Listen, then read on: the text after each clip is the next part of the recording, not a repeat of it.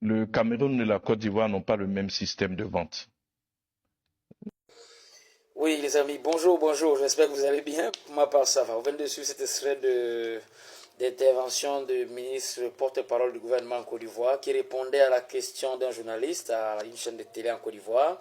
Qu'est-ce que le journaliste lui a posé comme question? Le journaliste lui a posé comme question, monsieur le ministre, selon le magazine Sika Finance, les agriculteurs camerounais vendent le kilo de cacao à 4225 francs. Hein? Pourquoi est-ce que c'est 4 fois le prix de la Côte d'Ivoire? Qu'est-ce que vous prévoyez faire pour les agriculteurs ivoiriens? Alors, il a donné comme explication, le Cameroun et la Côte d'Ivoire n'ont pas le même système de vente. Bon, beaucoup ont pris ça pour une parole tout à fait superficielle, mais c'est très profond ce qu'il a dit, et c'est d'ailleurs très vrai. Le Cameroun et la Côte d'Ivoire n'ont pas le même système de vente, mais il a continué comme en disant, nous n'avons pas le même niveau de production. Là où la Côte d'Ivoire produit environ 2 millions de tonnes de production, le Cameroun doit tourner autour de 250 000. Bon, il est resté très évasif à ce niveau. On comprend qu'il n'avait pas l'information exacte, mais quand même ça peut se comprendre, puisque la question était pour lui un peu comme une surprise. La question posée par le journaliste, bien sûr. Donc, il n'avait pas les données exactes de la production camerounaise. Mais quand même, pour la production ivoirienne, il a dit que ça va dans les 2 millions de tonnes de production, ce qui concerne le cacao. Mais seulement, il a dit, le journal disait que pour la Côte d'Ivoire, c'est dans les 1000 et quelques, alors que le Cameroun est dans 4225 francs le kilo. Alors, il dit actuellement, le cacao, ça c'est le ministre qui dit, hein, le cacao est rare, ce qui explique la flambée des cours, et c'est essentiellement pour des raisons climatiques. Donc, le cacao devient cher. Mais curieusement, bon, comme ils ont 2 millions de production, 2 millions de tonnes de production, logiquement, si le cacao devient rare, ce sont eux qui devaient le mieux vendre. C'est en cela qu'il n'a pas été suffisamment clair et dit la vérité. Il n'a pas voulu dire la vérité aux Ivoiriens. Si le cacao devient rare et que vous avez la plus grande production, logiquement, vous deviez être les plus grands bénéficiaires, puisque vous faites 2 millions de tonnes de production. Pourquoi est-ce que le cacao devient rare? Et c'est seulement le Cameroun qui vient profiter. Le Cameroun lui vend son cacao à 4225, alors que la Côte d'Ivoire est encore à 1000 et quelques. Vous voyez que tout n'a pas été suffisamment dit. Mais quand même, quand on fouille encore en profondeur, quand on creuse en profondeur, dans sa première intervention, il disait que le Cameroun et la Côte d'Ivoire n'ont pas le même système de vente, c'est là-bas que se trouve la vérité. En réalité, je profite ici à dire à tous mes frères africains qui ont toujours douté que le Cameroun est sorti des accords coloniaux, voilà une preuve. Quand vous êtes dans les accords coloniaux, ce n'est pas vous qui décidez des prix. C'est votre ancienne puissance coloniale qui exploite et décide les prix qu'on vous donne. Le Cameroun étant sorti des accords, le Cameroun lui-même décide de son prix.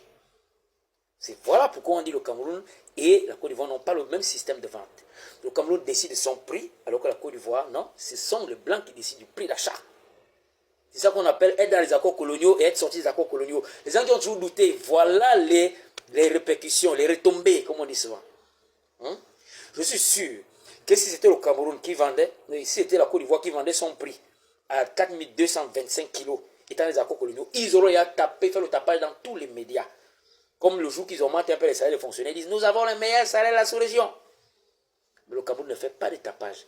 Le gouvernement camerounais, non, c'est un gouvernement, non, vraiment bourré de sagesse. Ils sont posés, ils sont calmes. On ne voit que les résultats.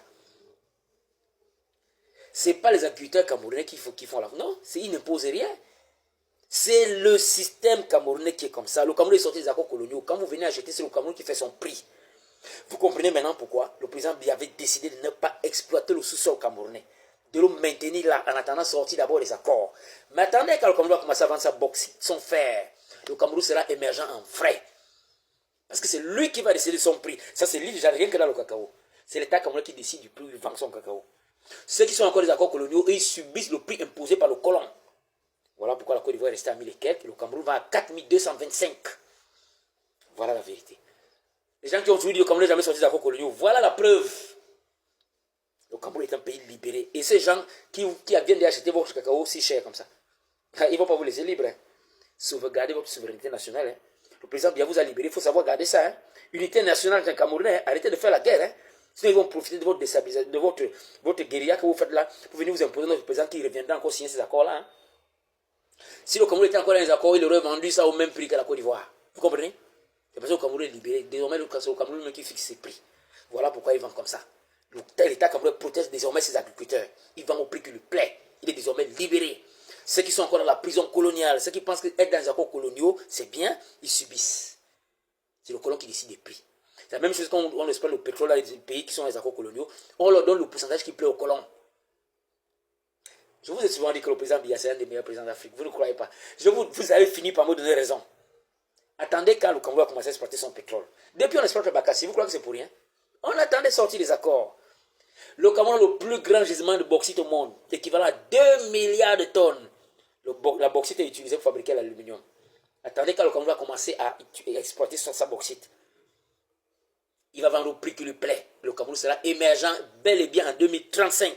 Comme avait dit le président Biya. Il avait tout calculé. Il savait qu'il sort des accords coloniaux en 2020. Il a 15 ans pour asseoir l'émergence du Cameroun. Maintenant, prions Dieu que le prochain président après Biya puisse continuer dans cette logique.